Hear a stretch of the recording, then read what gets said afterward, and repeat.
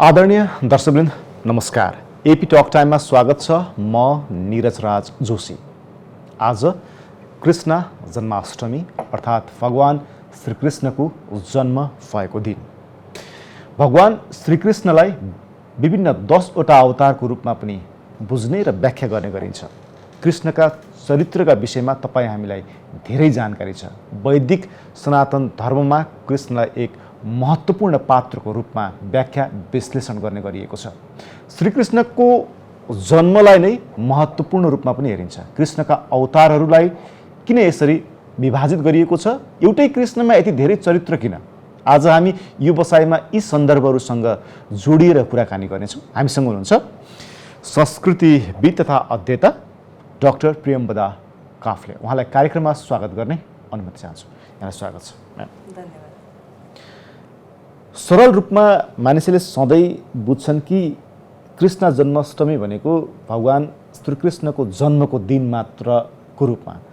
तर अलिक गहिरिएर हेर्ने हो भने श्रीकृष्णको जन्म भएको दिनको आफ्नै महत्त्व छ, तर तिनको विधा र अवतार फरक फरक पाइन्छ। यो किन? यसलाई कसरी बुझ्ने? अब विधा र महत्त्व फरक फरक पाइन्छ किन भन्ने कुरा, जस्तो कृष्ण भन्ने बित्तिकै एउटा ईश्वरको पूर्णावतारको रूपमा लिइन्छ होइन।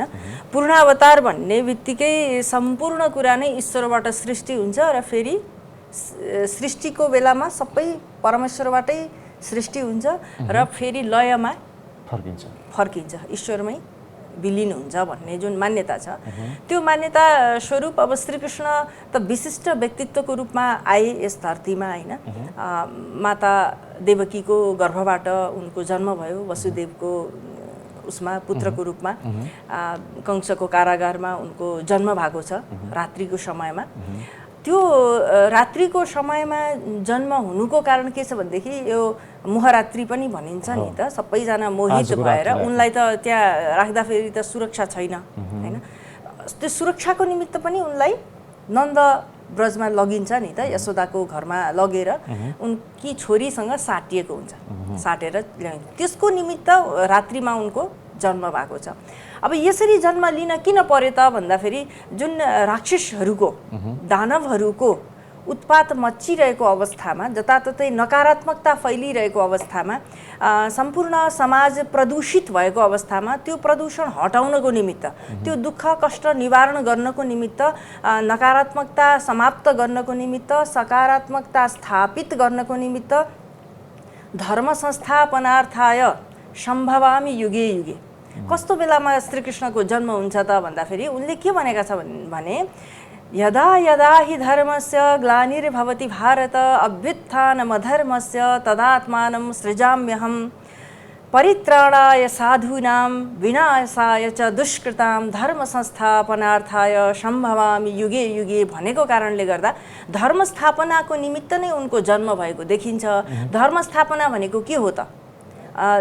दुष्कृतिहरूको निराकरण भनेको के हो त भन्ने कुरा हामीले व्याख्या गर्नुपर्ने हुन्छ। अहिलेको सन्दर्भमा यसलाई व्याख्या गर्न सकिन्छ। म यसमा छोटो के भन्न चाहन्छु भनेदेखि, जस्तो कि धर्म भनेको के हो?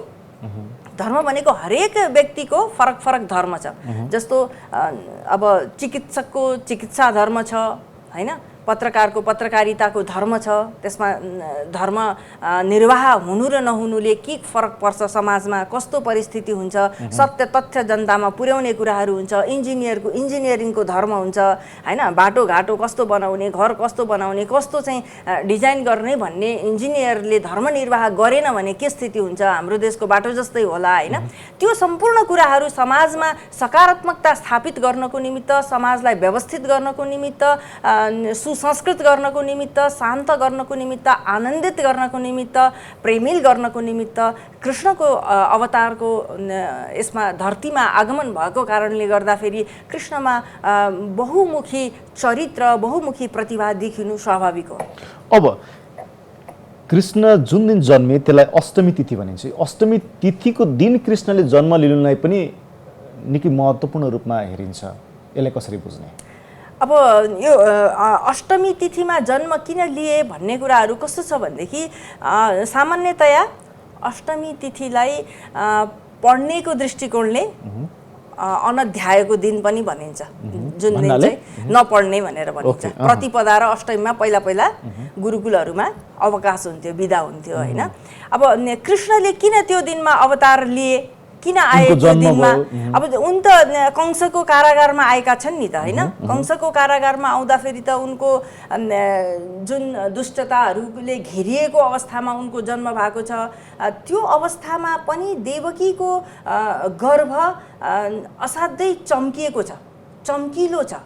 त्यो अन्धकारलाई फेरि चमकमा बदल्नको निमित्त उनी आएका हुन् नि त। त्यसले गर्दाखेरि यो अष्टमीको विशेष महत्त्व छ होइन। श्रीकृष्ण भाद्र कृष्ण अष्टमी छ, कृष्ण पक्षको अष्टमी छ। जस्तो शुक्ल पक्ष भइरहेको के हुन्थ्यो भनेदेखि त्यो उज्यालो रात्रि हुन्थ्यो होइन। यो कृष्ण पक्षको अष्टमी भइरहेको हुनाले अन्धकारको रात्रि छ। अन्धकारको रात्रिमा उनी आउनु भनेको के हो त भन्दाखेरि उनले उज्यालो बनाउने हो संसारलाई। एउटा अँध्यारो र उज्यालोमा के भिन्नता हुन्छ त भन्ने, उज्यालोमा स्पष्ट रूपमा सबै देखिन सकिन्छ, अँध्यारोमा स्पष्ट रूपमा सबै कुराहरू देखिँदैन। अन्धकार भनेको अज्ञानको प्रतीक हो होइन। उज्यालो भनेको ज्ञानको प्रतीक हो। ज्ञानको प्रतीकलाई सेतो पनि भन्न सकिन्छ, त्यसकारण शुक्ल पक्ष हुन्छ।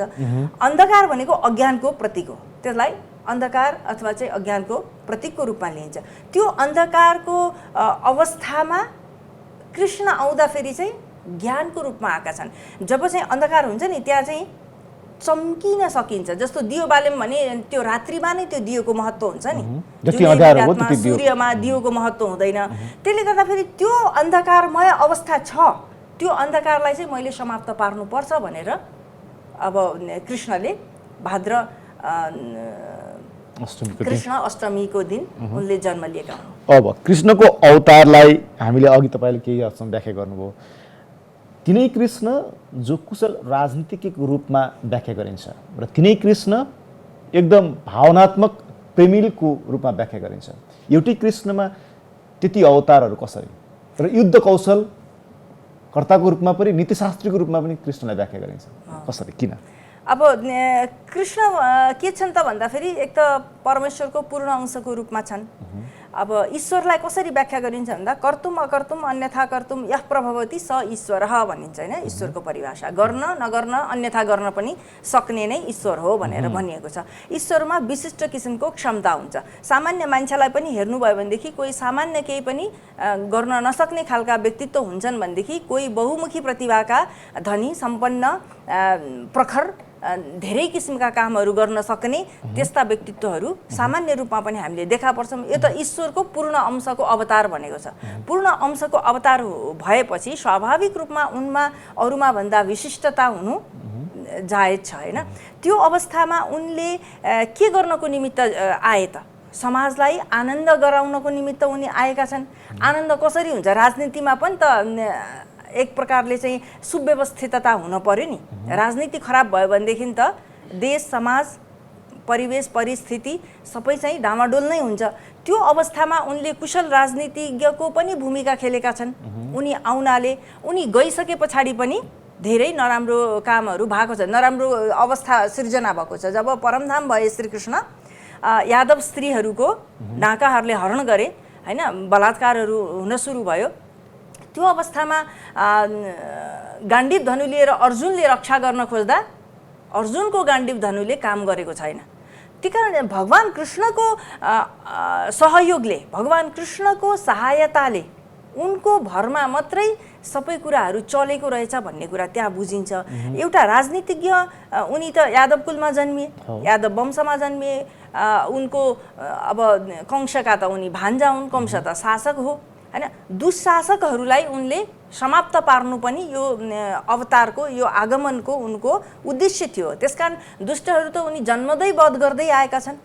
सानै बेलादेखि पुतना वधदेखि लिएर बकासुर वधदेखि लिएर धेनुकासुरदेखि लिएर अनेक किसिमका राक्षस वधहरू त उनले व्रजछदै पनि गरेका छन्। त्यसपछि कंस लगायत अनेक शिशुपाल लगायत दुष्टहरूको वध गरेका छन्। महाभारतको युद्ध भएको छ। महाभारतको युद्धमा पनि धेरै नकारात्मक पक्षका व्यक्तिहरू मारिएका छन्। सुरवीर राजाहरू, दुष्ट राजाहरूको समाप्ति भएको छ। उनले धर्म स्थापन गर्नको निमित्त जुन कुशल राजनीतिज्ञ मात्रै नभएर उनी विज्ञानको पनि विज्ञानवादबाट पनि यसलाई हेर्न सकिन्छ। विज्ञानवाद भनेको के भनेदेखि आत्मज्ञानको निमित्त जुन ज्ञान हो त्यसलाई विज्ञान भनिन्छ हैन। त्यो दृष्टिकोणले हेर्दाखेरि पनि उनले अर्जुनलाई जुन गीता उपदेश गरेका छन् त्यसबाट कृष्णको व्यक्तित्वलाई सबैभन्दा राम्रोसँग हामीले चिन्न सकिने भनेको गीताबाट हो। गीता यस्तो अद्भुत ग्रन्थ, यस्तो अद्भुत ज्ञानले सुसम्पन्न गीता हो। गीता सुगीता कर्तव्य किमन्यै शास्त्र विस्तरै या स्वयं पद्मनाभस्य मुखपद्मात् विनिसृता भनेर पनि भनिएको छ। र यो गीता ग्रन्थ अहिले वर्तमानमा पनि आधुनिक विश्वमा धेरै सबैभन्दा धेरै भाषामा अनुवाद गरिएको, आफ्नै कृतिको वैशिष्ट्यले गर्दा धेरैभन्दा धेरै भाषामा अनुवाद गरिएको ग्रन्थ हो। त्यसले गर्दा गीताको आधारमा पनि कृष्णको व्यक्तित्वलाई हेर्न सकिन्छ। अब कतिपय व्यक्तिहरूले चाहिँ कृष्णको प्रेम लीला हैन, स्त्रीसँगको उनको आकर्षणलाई लिएर पनि कृष्णको व्यक्तित्वलाई हेर्ने गर्छन् हैन। त्यसै त्यो एउटा प्रेमिल व्यक्तिको रूपमा कृष्णलाई व्याख्या गरिन्छ एकातर्फ, मेरो जिज्ञासा, अर्कोतर्फ त्यही कृष्ण त्यो युद्धभूमिको एउटा सारथीको रूपमा छ जसले चाहिँ तैँले धनु यहाँसम्म हान भनेर पनि उसले चाहिँ व्याख्या गर्छ। त्यो कसरी हुन्छ, सम्भव कसरी छ? यसलाई कसरी धर्मसँग जोडेर या एउटा व्यक्तिको व्यक्तित्वसँग जोडेर मात्रै हेर्नु वाञ्छनीय हुन्छ कि हुँदैन भन्ने मेरो जिज्ञासा हो। यो मैले भने नि धर्मस्थापन भनेको के त भन्दाखेरि यो त सामान्य धर्म हो। यसलाई त वैश्विक धर्म भनेर भन्नुपर्छ। वैश्विक धर्म भने कि इन्जिनियरको जुनै पनि विश्वको कुनाको इन्जिनियरको धर्म त्यो इन्जिनियरिङ राम्रोसँग गर्ने हो। विश्वको कुनै पनि कुनाको चिकित्सकको धर्म उसले चिकित्सा राम्रोसँग गर्ने हो, इमान्दारिताका साथ गर्ने हो, त्यो नै उसको धर्म हो। त्यो प्रकारको धर्म स्थापन गर्नको निमित्त कृष्ण आएका हुन् नि त। एकदम चाहिँ घन्टी हल्लाएर अक्षतापाती मात्रै गर्न सिकाउने धर्म नभएर यो के हो त धर्म भन्नाले हामीले के बुझ्नुपर्छ त भन्दाखेरि सम्पूर्ण कर्तव्य निर्वाह गर्ने। अब त्यही व्यक्ति पिछेको कर्तव्य निर्वाह नहुँदाखेरि नै त यो गति भइरहेछ समाजको। अहिले सबैजनाले हरेक ठाउँमा बेइमानी गर्ने, व्यापारीले व्यापार गर्दा पनि बेइमानी गर्ने, अनि एउटा चिजलाई अर्कै हो भनेर बेच्ने हैन। त्यसले गर्दा फेरि के हुन्छ, सन्देह हुन्छ। हामीलाई खाने मान्छेको निमित्त पनि के छ त, व्यापारीले व्यापारी धर्म निर्वाह नगर्दा फेरि उपभोक्ताहरू कति ठगिएका छन् हैन। अब नि म्याम, जस्तै हामीले यस विषयमा चर्चा गऱ्यौँ कि एउटा कृष्णको अवतारलाई पृथ्वीदेखि अन्तरिक्षसम्म पनि जोडेर हेर्ने गरिएको छ, व्याख्या गर्ने गरिएको छ। यो किन र कसरी? पृथ्वीदेखि अन्तरिक्षसम्म जोडेर व्याख्या गरिएको छ भनेको मतलब तपाईँले यसबाट सोध्नु भएको प्रश्न चाहिँ के हो? उनी एउटा पृथ्वीको पनि एउटा रक्षक जस्तो र उनको जुन गीतामा हेर्ने भनेपछि उनको चाहिँ अन्तरिक्षसम्म पनि उनको बाणीहरूको कुराहरू हुन्छ नि, यसलाई कसरी रिलेट गरेर हेर्ने भन्नु खोजेको? अब उन त ईश्वरका पूर्ण अंश हुन् हैन। न हो न रात्रि न नभो न भूमि न शीतमो ज्योतिरभु चनन्यत। त्यो बेलामा अन्धकार पनि थिएन, त्यो बेलामा उज्यालो पनि थिएन, त्यो बेलामा पृथ्वी पनि थिएन, त्यो बेलामा अन्तरिक्ष पनि थिएन, त्यो बेलामा ब्रह्मपुमास एउटा ब्रह्म पुमान मात्रै थियो। त्यो भनेको ईश्वर थिए हैन। ईश्वर कस्ता थिए, के थिए? उनको ईश्वरको मूल स्वरूपमा जाने हो भने ईश्वरको कुनै पनि आकार हुँदैन हैन। निराकार निरञ्जन भनेर हामीले भन्छौँ नि त। उनले त त्यो आकारमा त उनी आएका हुन् नि, अंश ग्रहण लिएर ईश्वरको अंशले आएका हुन्। त्यसकारण हरेक प्राणी पनि के हुन्, परमेश्वरका अंश स्वरूपै हुन्। कृष्णलाई पूर्ण अंश विष्णुको अवतार मानिन्छ हैन। 8औं अवतारको रूपमा उनी यस धरतीमा आएका छन्। त्यसले गर्दा उनको अस्तित्व त पृथ्वीमा मात्रै रहने भएन नि, अन्तरिक्षमा पनि जानु त कुन चाहिँ अस्वाभाविक भएर सबै ठाउँमा उनको हुन्छ। आकाशवाणी हुनु पनि ईश्वरीय शक्ति हो। अब फेरि कृष्णले त अद्भुत अद्भुत चरित्र देखाएका छन्। सामान्य मान्छेले गर्न नसक्ने खालको चरित्रहरू उनले यस धरतीमा देखाएका छन्। बाललीलादेखि नै उनको त्यो अद्भुत प्रवृत्ति देखा परेको छ, क्षमता देखा परेको छ। त्यो वैशिष्ट्य बोकेर आएका व्यक्तिको अन्तरिक्षमा प्रभाव नहुने भन्ने कुरा भएन। जस्तो कि म एउटा कुरा के भन्छु भनेदेखि हामी अहिले टेलिभिजनमा बोलिरहेछौँ नि त हैन, तर घर घरमा मान्छेहरूले हेरिरहनु भएको छ हैन। त्यो माध्यम त त्यो त माध्यम त त्यही हो नि त, आकाश माध्यम हो नि, यहाँबाट हावा माध्यम हो नि त, त्यो खाली ठाउँ माध्यम हो नि त त्यहाँ पुग्नको निमित्त। त्यसले गर्दाखेरि त्यो चिज छ। अब वैज्ञानिकले त के गरे त भन्दा त्यो चिजलाई यसरी हुन्छ भनेर ग्रहण गरेर त्यो यन्त्रले हामीलाई देखाइदिए अहिले। तर पहिला पहिला के थियो त भन्दाखेरि शक्ति थियो। त पहिला पहिला किसानले यति बज्यो भनेर घडी नभए पनि भनिदिन्थ्यो नि। अब घडी हातमा लगाएपछि के हुन्छ भने हामी 15 मिनट पनि तलमाथि हेर्न सक्छौँ, हामीलाई थाहा हुँदैन राति छ कि दिउँसो छ कि, होइन। तर पहिला पहिला बादलले, नक्षत्रले, सूर्यले, चन्द्रमाले, अरू चराचुरुङ्गीको आवाजले, होइन, त्यो विभिन्न कारणले गर्दाखेरि मौसम, परिस्थिति, वातावरण, समयलाई हामीले जुन महसुस गर्न सक्थ्यौँ त्यो क्षमता हाम्रो अहिले घटेर गएको छ नि त यन्त्रको प्रयोग गर्नाले। क्याल्कुलेटर चलाउनाले हामीले जोड घटाउ मस्तिष्कले छिटो गर्न सक्दैन नि त, होइन। त्यो कारणले गर्दाखेरि हाम्रो अहिले ह्रास भएको छ। अब ईश्वरीय तत्त्वमा तपाईँ पुगिसक्दाखेरि त्यो समयमा त कति क्षमता थियो होला, प्रातिभ चक्षुले देखे, ध्यान गरे, ऋषिमुनिले देखे भन्नेको कारण त त्यो हो नि। त्यो चिजलाई उनीहरूले महसुस गर्न सक्ने क्षमता त्यो बेलामा धेरै थियो। त्यो चाहिँ अहिले ह्रास हुँदै गएको हो। हाम्रो सृष्टि प्रक्रियामा के छ भने अद्भुतबाट घट्दै घट्दै घट्दै आएको छ। हाम्रो सृष्टि प्रक्रियालाई हामी हेऱ्यौँ भने पहिला ईश्वरबाट सृष्टि हुँदै, ऋषिमुनि हुँदै हुँदै हुँदै हामी साधारण मानव, कलियुगमा त झन् कमजोर मानव, अल्पायुका मानव भएको कारणले वेद सबै पढ्न सक्दैन भनेर वेदव्यासले 4 भाग लगाउनु भयो, त्यो पनि पढ्न सक्दैन भनेर पुराणहरू सिर्जना गर्नुभयो भनेर जुन भनिएको छ, त्यस्तै खालको अवस्था हो नि त। त्यसले गर्दा त्यो बेलामा कृष्णको त्यो क्षमता हुनु, त्यो शक्ति हुनु चाहिँ अस्वाभाविक होइन, त्यो स्वाभाविक हो। अब नेपाल र यो कृष्ण भक्तिका विभिन्न धाराहरूलाई कसरी हेर्ने? नेपाल भूमि भनौँ न एक किसिमले।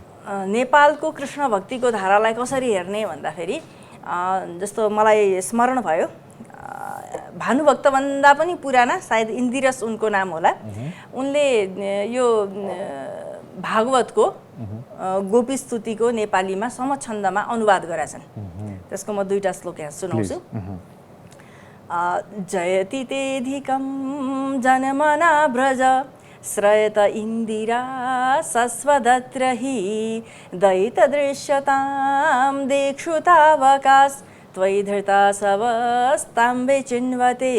अब यसको चाहिँ उनले अनुवाद कसरी गरे त भन्दा, ब्रज त बेस बन्यो तिम्री जन्मले, लक्ष्मी छन् जहाँ तिम्री प्रीतिले, प्रिय निहार हे प्राण धर्दछन्, प्रिय निहार हे प्राण धर्दछन्, तिमरी हुन् सबै खोजी गर्दछन्, गौचरा उदै जानुहुन्छ वन, कमल झै नरम लाल पाउँछन्, गडिदिनन् तिखा पत्थरै तिझन्, भनी त हाम्रो पग्ली जान्छ मन।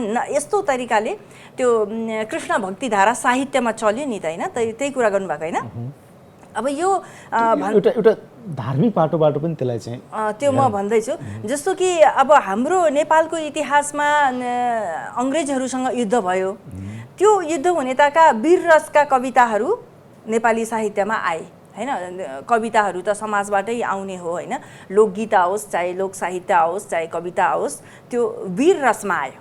अब त्यो युद्धमा हाम्रो नेपालले घुँडा टेक्नु पर्यो, सुगौली सन्धि भयो। सुगौली सन्धि पछाडि मान्छेहरूमा के भयो त भन्दाखेरि अब भक्तिपट्टि गए, हे भगवान् अब ईश्वरको शरणमा जानु पर्यो। सकिएन नि त अङ्ग्रेजलाई जित्न त। अब ईश्वरको शरणमा जाने क्रममा अनि कृष्ण भक्तिधारा, राम भक्तिधारा का कविताहरू प्रचलित भए। अब त्यो बेलामा कस्तो थियो भनेदेखि समाज एक प्रकारले धर्ममा विश्वास गर्ने खालको थियो।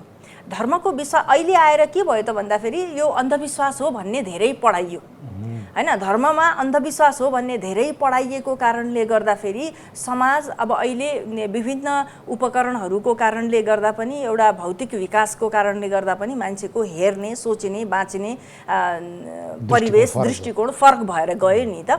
त्यो फरक हुँदाहुँदै पनि त्यो भक्तिधारा, कृष्ण भक्तिधारा अहिलेसम्म पनि छ। म तपाईँलाई एउटा कृष्ण भक्तिधाराको मेरो आफूले रचना गरेको कविताको एक श्लोक सुनाउँछु। अहिले पनि मर्या छैन। नबोला मन भत्कने वचन बाण तीखो गरे, सधैँ भरन बातमा सरस प्रेम मिठो गरी, अनित्य दुनियाँ छ यो स्मरण भई भइरहने भइरहोस् नबिर्स मन यो सधैँ मधुर कृष्णमा गइरहोस् अनेक जग्गा छन् यहाँ रमण गर्न वृन्दावन विशेष अति नै छ यो प्रणय गर्न प्यारो वन छिटो पद चलाउँदा असुर मुक्त बन्दै रहोस् अशेष मधु खेलले अवनी तीर्थ बन्दै गरोस्। अहिले पनि त हामीले अवनी भनेको पृथ्वी चाहिँ तीर्थ होस्, पवित्र होस्, आनन्दमय होस्, सकारात्मकता छाओस् भनेर प्रार्थना गरिरहेछौँ नि त, होइन? भगवान कृष्णलाई सम्झिरहेछौँ नि त। कृष्णलाई सम्झिनु भनेको नै के हो भनेदेखि समाजको सकारात्मकतालाई सम्झिनु हो। कृष्णले के गरे त भन्दा नकारात्मक पक्षलाई निवारण गर्नकै निमित्त मेरो अवतार भएको हो भनेर भने। कौरव पक्षमा उनी लागेनन्, हैन? निहत्था उनी पाण्डव पक्षमा किन लागे त भन्दा सत्यको पक्ष, धर्मको पक्ष, न्यायको पक्ष भनेर लागे नि त। अब अहिले हामीले न्यायको निमित्त कति चाहिँ विश्वस्त हुने अवस्था छ। यहाँनिर यो पाठलाई धर्मसँग जोडेर हेर्नु र कतिपयले अघि तपाईँले भन्नुभयो कि धर्मसँग जोडेर हेर्नु यो अन्धविश्वास हो भनिरहँदाखेरि यसलाई हामीले कसरी धर्मसँग जोड्ने कृष्णलाई? अब कृष्णलाई धर्मसँग जोड्दा उनले के भने त राजनीतिमा पनि उनले न्याय स्थापना गरे। न्याय स्थापना हुनुपर्छ भनेर न्यायको सत्यको पक्षमा लागे उनी, हैन? अब प्रेमको पक्षमा पनि उनी त्यसरी नै लागे। किन प्रेम कहाँ गरे त उनले? प्रेम कसरी गरे त उनले? उनी धर्मको वर्गले कृष्णलाई छोपिदियो भन्नेहरूले तपाईँ के भन्नुहुन्छ त्यसो? मतलब फलाना धर्म यस्तो चाहिँ सम्प्रदाय भन्न खोज्नु भएको होला, हैन? अब यो व्याख्या गर्नेहरूले जसरी पनि व्याख्या गर्छन्, एउटै कुरालाई धेरै तरिकाले व्याख्या गर्न सकिन्छ, हैन? त्यो व्याख्या गर्ने मान्छेको दृष्टिकोण हो। जस्तो रासपञ्चाध्यायी भनेर छ नि त भागवतमा, त्यो भगवानको गोपिनीहरूसँगको लीलालाई कतिपयले चाहिँ एउटा स्त्री पुरुषको वासनात्मक प्रेमको रूपमा व्याख्या गरेर हुन्छन्। अहिलेको पुराणवाचकहरूले पनि त्यस्तै व्याख्या गरिदिन्छन्, हैन? त्यस्तै खालको गरिदिने, भजनहरू त्यस्तै गाइदिने, हैन? नृत्यहरू त्यस्तै गरिदिने, त्यसले समाजमा ओहो कृष्ण त यस्तो रहेछन् भन्ने खालको देखिन्छ। उनको अब व्याख्या गर्ने विद्वानहरूले कसरी पनि व्याख्या गरेका छन् त भन्दाखेरि कामदेवलाई जितेका थिए कृष्णले, हैन? कामवासना मुक्त थिए कृष्ण। उनको प्रेम शाश्वत थियो, उनको प्रेम परब्रह्मसँग सम्बन्धित थियो, आत्मा र परमात्माको मिलन थियो। त्यसलाई भक्त र ईश्वरको रूपमा पनि व्याख्या गरिन्छ, हैन? त्यो भने भक्त र ईश्वर भनेको के हो त भन्दाखेरि आत्मा र परमात्माको मिलन हो। आत्मा र परमात्माको मिलनकै निमित्त हामीले प्रयत्न गर्ने हो। जस्तो धर्म, अर्थ, काम, मोक्ष चार पुरुषार्थलाई सन्तुलित दृष्टिकोण राखेर हामीले जीवन बाँच्ने जुन परम्पराका मान्छेहरू हौँ हामी, धर्मपूर्वकको अर्थ, धर्मपूर्वकको कामको मात्रै उपभोग गर्ने र मोक्ष साधनाको निमित्त लाग्ने, अधर्मपूर्वकको अब धर्म भनेपछि मान्छेले एउटा सम्प्रदाय विशेष भनेर पनि बुझ्छन् आजकल, तर त्यो भनिएको होइन। न्यायपूर्वक भनेको सत्कर्मले आर्जन गरेको जुनको निमित्त आफ्नो त्यसमा अधिकार छ, त्यो कुराको मात्रै उपभोग गर्ने धर्म, अर्थ, काम, मोक्ष भनेर त्यसरी भनियो। मोक्षको निमित्त साधना गर्ने भनेको त आत्मा र परमात्माको मिलन हुने, आत्मज्ञान हुने। म चाहिँ अहम ब्रह्मास्मि इति बोधो ह्यखण्ड ज्ञानमुच्यते, म ब्रह्म हुँ भन्ने अनुभूति गर्नको निमित्त प्रयत्न गर्ने भन्ने हो। त्यो अवस्थाका हुन् नि त कृष्ण त। कृष्णले त फेरि त्यहाँ आत्मज्ञान गरिरहनु पर्ने, हैन? इन्द्रिय जितिरहनु पर्ने आवश्यकता थिएन नि। जस्तै कृष्ण जन्मिए अन्धकारको समयमा, जसलाई भनियो फेरि मोहरात्रि, त्यो अन्धकार मोहरात्रिको रूपमा कसरी रिलेट हुन्छ? अब त्यो रात्रिमा उनी जन्मिए, मोहरात्रिमा उनी जन्मिए। कस्तो अवस्थामा जन्मिए? कंसको त्यत्रो भयानक एउटा के भन्छ अन्यायपूर्ण, दमनपूर्ण, हैन, दुराचारपूर्ण अवस्थामा उनी जन्मिएका हुन् नि त। त्यो दुराचार हटाउनको निमित्त जन्मिया हो नि। त्यसकारण त्यो अन्धकार त के हो? प्रतीक हो।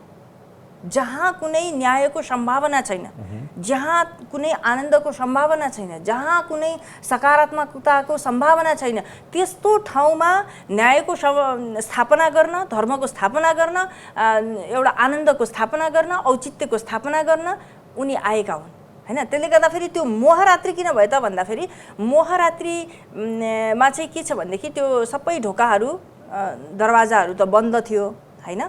त्यो बन्द भएको अवस्थामा ढोके पालेहरू सबै मोहित भए, निदाए, थाहै पाएनन्। ढोकाहरू खुले, आफै खुले होइन। यमुना नदी त्यत्रो चाहिँ भेलाउने भदौरे भेलको अवस्थामा आफै चाहिँ बाटो बन्यो होइन, आफै कम भएर गयो, त्यो सबै मोहित भए, आफ्नो कुराहरू बिर्से, एकदम मोहमा मान्छे लट्ठ परेपछि केही थाहा हुँदैन नि, त्यस्तै अवस्थामा भयो, शान्त भएर उनले चाहिँ कृष्णलाई ब्रजमा लगेर यशोदा पुत्री योगमायालाई उनले लिएर आएछ। त्यसरी साटियो नि त, त्यो बच्चा साट्नको निमित्त वातावरण बन्न पर्थ्यो, त्यो वातावरणको निमित्त पनि त्यो औँसी मतलब कृष्ण पक्षको अष्टमीको तिथि पर्यो होइन, कृष्ण पक्ष भावनाले अन्धकार भयो र मोह पनि भयो, रातिको समय भयो, सबै दृष्टिकोणले अन्धकार भयो। अर्को एउटा जिज्ञासा कि हामीले कृष्ण जन्माष्टमीको सन्दर्भमा कुरा गरिरहेका छौँ र कृष्णको अन्त्य चाहिँ कसरी हुन्छ? अन्त्य उनको एउटा बाण लागेर हुन्छ होइन, खुट्टामा बाण लागेर अन्त्य हुन्छ। त्यो कृष्ण हजुर जसले त्यो एक किसिमको त्यो दुनियाँलाई एउटा चमक र एउटा बाटो देखाएको छ, त्यो कृष्ण एउटा बाणबाट कसरी मर्छ भन्ने जिज्ञासा नि यहाँनिर। यो चाहिँ एउटा कथा छ होइन, त्यो कथामा चाहिँ अलौकिक व्यक्तित्व भन्न खोजे हामीले। त्यहाँ श्राप छ, ऋषिको श्राप छ होइन, ऋषिको श्राप तपस्वीको साधकको मुखमा सत्य हुन्छ।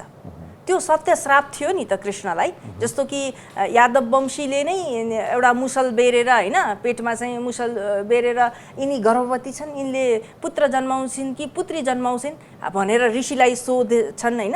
अब ऋषिले त थाहा पाउँछन् नि त, उनी त चक्षु सम्पन्न हुन्छन्, अन्तर्दृष्टियुक्त हुन्छन्, उनले थाहा पाउँछन् यिनीहरूले मलाई मजाक गरिरहेछन्, उनीहरू यी गर्भवती पनि होइन, यो पुरुष हो, यिनीहरूले मुसल बाँधेका छन्, यिनले एउटा मुसल जन्माउँछिन् होइन, कपडा सपडा बाँध्या हुन्छन्, मुसल बाँध्या पनि हुँदैन, कपडा बाँध्या हुन्छन्, यिनले एउटा मुसल जन्माउँछिन् जुन मुसलले यादव कुलको संहार गर्छ भनेर उनले श्राप दिन्छन्। ओहो, ऋषिको श्राप त सत्य हुन्छ, अब यसलाई के गर्ने त भन्दा एकदम घोटेर चाहिँ समुद्रको किनार, नदीको किनार कहाँ चाहिँ उनीहरूले फालिदिन्छन्। फालिदिइसकेपछि त्यो चाहिँ एरका नामको झार भनेर निस्किन्छ। त्यो निस्केपछि एउटा सानो टुक्रा चाहिँ यतिकै फालिदिएको हुन्छ, नदीतिर फालिदिया हुन्छ।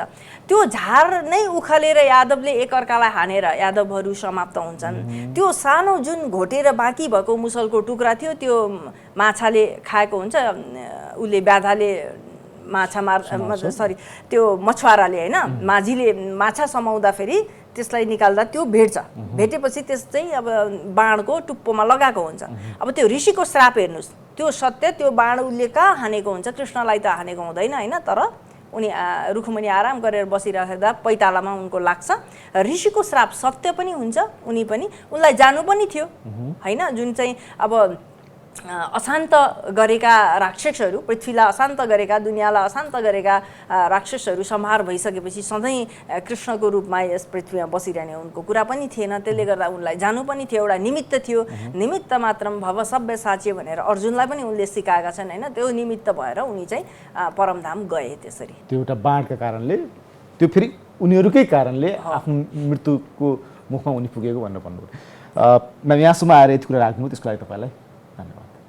यहाँले पनि अब एपीएन टेलिभिजनमा बोलाएर केही कुरा राख्ने मौका दिनुभयो, यहाँहरूलाई पनि धेरै धेरै धन्यवाद। धन्यवाद। दर्शकबिन्दु हुनुहुन्थ्यो संस्कृति अध्येता डाक्टर प्रेमवदा काफले। आजको एपी टक टाइमको समय सकेको छ, बिदा दिनुहोस्, नमस्कार।